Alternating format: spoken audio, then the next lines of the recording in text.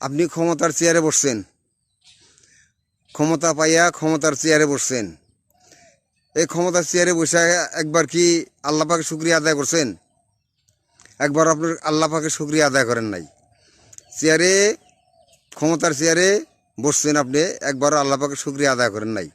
ক্ষমতাটা কি আপনি একা একা পাইছেন? না, একা একা কিন্তু পান নাই। আল্লাহ আপনাকে ক্ষমতা দিছে। এই ক্ষমতার চেয়ারে আল্লাহ পাক আপনাকে বসাইছে।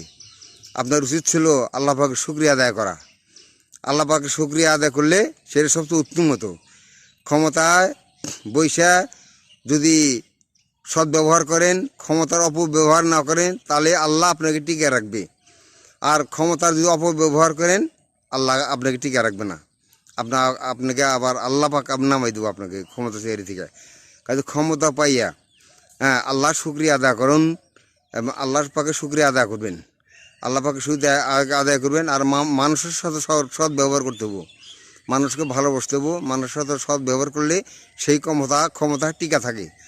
আর মানুষের সাথে অসৎ ব্যবহার করলে সেই ক্ষমতা কিন্তু টিকা থাকে না, সেই ক্ষমতা ধূলিসাৎ হয়ে যায়। তাই কাজেই মানুষের সাথে সৎ ব্যবহার, মানুষের সাথে ভালো আচরণ, মানুষের সাথে সৎ ব্যবহার করলে সেই ক্ষমতা টিকা থাকে। আর তাহলে সেই ক্ষমতা আল্লাহ কিন্তু টিকা রাখে না, কথাটা মনে রাখবেন।